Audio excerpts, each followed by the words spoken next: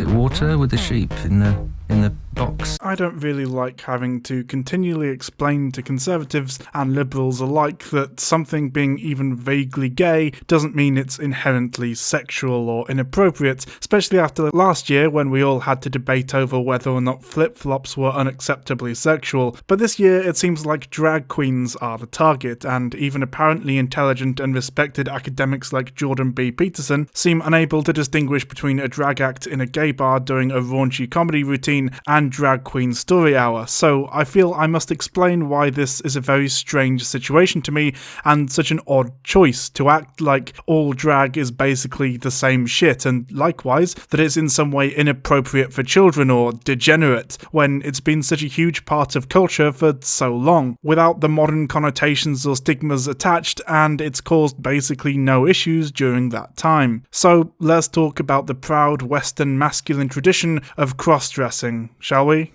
Children who need to be taught to respect traditional moral values are being taught that they have an inalienable right to be gay.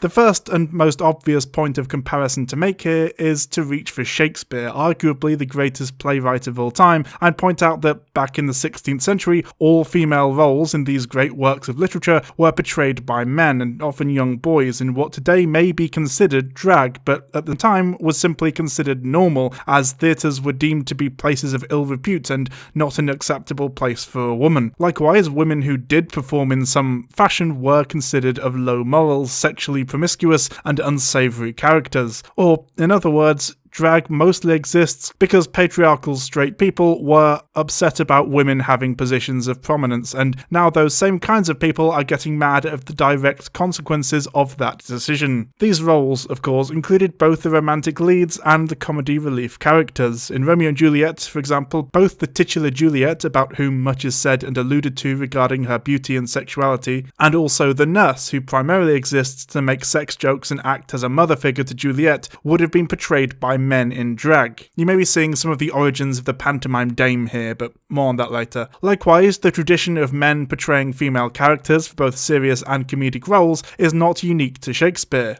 Indeed, we could, as pretentious history fans, point to ancient Greece, as we all want to do, because that's our whole thing, apparently, or the long and proud traditions of Chinese opera and Japanese kabuki theatre for further historical examples of female roles being portrayed by men in a theatrical setting. For now, I simply want to impart the following information. Drag is an important descendant of a long and noble theatrical tradition and has been part of our culture for literal centuries, so don't you fucking dare claim that it's some kind of recent invention. Likewise, if you venerate the Greeks for giving us Western culture, don't pretend like they weren't queer as fuck. Indeed, it is actually believed by some that the term drag originated from the theatre as well, as the story goes, male actors complained that their flamboyant feminine clothing dragged across the floor. Others, however, state that the term drag is more recent. According to the Oxford African American Studies Centre, the term developed as a short form of grand drag, an expression synonymous with the masquerade. Alright everyone, we start off today talking about how drag queens basically are just modern-day blackface minstrels, the only difference being that the left will defend the concept because they've been told by corporations and the legacy media that it's culturally acceptable, and that's really the only difference. Drag shows, as we know them today, came about during the vaudeville era of the late 19th and early 20th centuries, in direct opposition to and competition with the minstrel shows that started showing up around this same time. However, as drag as an art form became increasingly linked to the LGBTQ+ movement, the performances became less and less socially acceptable within polite cis-het society, since homosexuality was criminalized at the time, meaning that drag theatre shows that previously took place on Broadway and other major stages were now moved to underground clubs and LGBTQ+ specific venues, with trans and gay people replacing straight men as the main performers. Since police often raided these clubs, intimidating, bullying and detaining those inside, drag queens did a significant amount of the work involved in organising the Stonewall riots, Stonewall being the name of the gay club where they started. Starting off as a spontaneous rebellion against frequent police raids, the riots escalated into a battle for civil rights, the legacy of which can be felt today,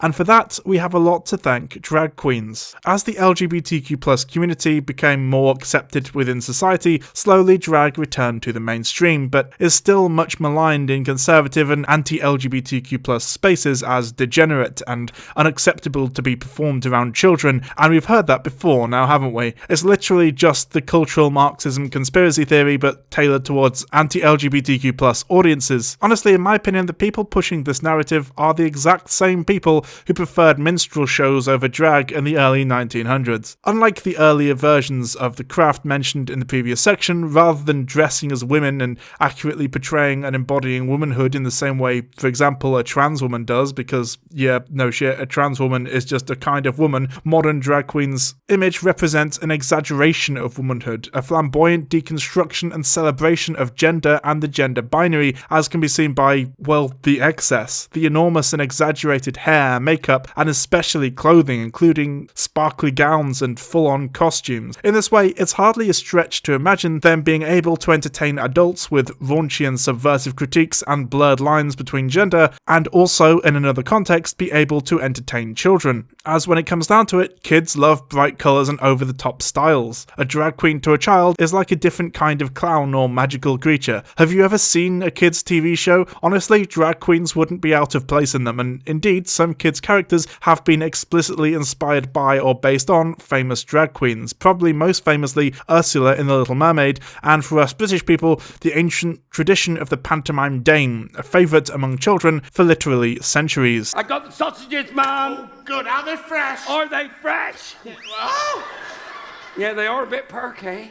never mind, love. I've got some sausages already here in the baking How tray. convenient. Now, we place the pastry on top of the sausages. That's a good idea. Oh! We place the pastry on top of the sausages. Hooray, here we go. No! Hold it down, Jack, hold it down. Do I have to? Yes. Come on, love. Now, we place the pastry on top of the sausages. As well as the long-standing tradition of the main male character being portrayed by a woman. Thing is, if an American conservative saw shit like this, they would lose their mind, but over here, it's a proud British tradition, and our conservatives will fight to the death to defend it from us woke lefties. Which is quite funny when you think about how American conservatives, and to be fair, also British conservatives in certain circumstances, will vilify drag queens as inherently sexual and deviant. Alright, so it turns out that a tiny peck of a kiss between two women in the Buzz Lightyear movie is inherently sexual somehow, I guess, and yet every Disney princess kissing every Disney prince is not. Gays being in a movie bumps up the rating, but all manner of degenerate shit is accepted in media if it's taking place between people of opposite genders. Weird that, eh? Of course, this also applies to drag and just LGBTQ+ culture in general. It's all just gay panic bullshit, of course. Oh no, drag queens are gay and gays are degenerate or something. It's a classic homophobic trope. The gay man looking to indoctrinate and trick impressionable young people into also being gay, mixed with another favourite, the just straight up incorrect belief that being LGBTQ+ in general is inherently sexual in a way that being straight is not. Then during lunch, Ralph showed him some pornographic pictures. Jimmy knew he shouldn't be interested, but, well, he was curious. What Jimmy didn't know was that Ralph was sick. A sickness that was not visible like smallpox, but no less dangerous and contagious, a sickness of the mind. You see, Ralph was a homosexual, a person who demands an intimate relationship with members of their own sex. This is exemplified in this case by the very deliberate singling out of drag queens who happen to be gay men, as anyone who has any degree of involvement with the LGBTQ+ community is aware, whilst this is the most common form of drag, it's by far not the only one. You never see people scaremongering about drag kings, for example, despite the fact that so much transphobic rhetoric involves around trans men being tricked or influenced into transitioning, the infamously terrible and factually misleading book Irreversible Damage being a prime example of that. Likewise, you never see them talking about straight drag performers or even so-called bio queens, aka cis women who perform drag, because all of these things serve as pretty good refutations of their arguments. Would a cis woman doing drag be a problem? If so, why? And if not, then literally the only objection you could have is plain old bigotry. The response is that they pretend it simply doesn't happen, of course, because it's inconvenient. However, I must also acknowledge that whilst drag and LGBTQ+ stuff isn't inherently sexual, there are absolutely individual instances you can point to where maybe a drag performer went too far or started being inappropriate or whatever, but it's important to acknowledge that whilst this does happen, it's not representative of the norm by any stretch, and one could just as easily point to Louis C.K. and Bill Cosby and say, well, maybe male comedians shouldn't be allowed near women. Oh, you think that's unreasonable? So you want someone like Louis C.K. to publicly masturbate in front of your daughter, do you? You sick fuck. You see people online trying to imply that it is representative of the whole group, though, because they're still desperately trying to force their ridiculous anti-LGBTQ+ bigotry into places it doesn't fit. It's the exact same shit as when they cry about gay characters in kids' media being overtly sexual simply by existing, but gloss over some of the degenerate shit straight characters can get away with on screen, as I just mentioned. It's not the fact that it's in some way sexually inappropriate or offensive, it's that it's gay, and these people simply cannot conceive of an LGBTQ+ person or action that is not inherently sexual, because to them, any deviation from cis heteropatriarchy is disgusting and perverted. Again, we could take a step back and point to similar instances of, for example, pop stars, teen heartthrobs, etc., idolized by children who do a sexy dance on stage, or even the apparently common thing to do in the US of bringing your children to Hooters or child beauty pageants, because the straights are really not okay, are they? But the point is, that stuff is rarely, if ever, acknowledged as pretty disgusting and a way of sexualizing children because, well, it's straight and therefore normal and therefore acceptable. It's along the same lines as those stories you see of female school teachers having sex with male students, and there's always inevitably people who are like, oh yeah, lucky guy, wish that had happened to me as a kid, because again, it's heterosexual and therefore fine or something. Never mind the fact that the spectre of the gay pedo school teacher has been a popular homophobic trope for decades at this point, and of course, the sexist tendency for people to overlook female sex offenders based on their preconceived notions about women being nurturing or some shit. There's a clear double standard here. Rather than the message being that it's always unacceptable to sexualize children, the argument becomes it's okay when the straights do it but not when the gays do, which is, at its core, the primary reason for all of this manufactured outrage. The gays daring to exist and do the same kind of shit the straights have been doing for centuries.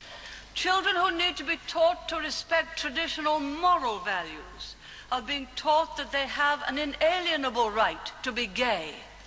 When it comes down to it, there is no realistic or reasonable explanation for why all of a sudden drag is being equated to some kind of inappropriate sexual thing outside of plain old bigotry and a blatant misunderstanding of history and culture. If simply a man dressing as a woman for theatrical reasons is inappropriate for children, then that's Mrs. Doubtfire, the beloved British tradition of the pantomime, and the works of William Shakespeare on the shit list too. But to be honest, I don't really see those things being banned anytime soon. Likewise, if the problem is the over-the-top and exaggerated nature of drag, then again that's basically all children's entertainment down the toilet. Clowns are out, brightly coloured characters and mascots can go too, and so can Blippi, and at that point, what do kids even have left? Let's be completely clear here. This isn't about drag being inappropriate for children, it's about LGBTQ+ people and culture being seen as inappropriate for children, regardless of how wholesome and or family friendly it may be. Because to these people, being LGBTQ+ is inherently sexual, hence the recent Don't Say Gay bill over in the US and its British predecessor, Section 28, which actively criminalised acknowledgement of LGBTQ+ people's existence in classrooms. You may have seen a video of a drag queen taking it too far or being inappropriate somehow, but remember, that's not representative of the entire practice of drag. Condemn the individual actions of that person, but not the art form they perform, otherwise the actions of R. Kelly and Bill Cosby mean that all music and comedy is inherently dangerous and inappropriate for children. Drag can be used to entertain an adult audience in a gay bar and also children in a library. Just as comedians will have various different sets they can tailor towards specific audiences, so will drag queens. There's a reason movies have ratings and also why drag shows often have age-restricted access. Some material is acceptable for children and some isn't. But the existence of the human centipede doesn't mean that kids shouldn't be allowed to watch, I don't know, the Sonic the Hedgehog movies, because ultimately it's down to parents to be responsible and accountable for the media their children consume. If you as a parent allow your kids to watch the human centipede, that's on you, not the medium of film. The same is true of drag. If it's an age-inappropriate show, don't take your kids to see it, and if you do, that's your own stupid fault. Sorry.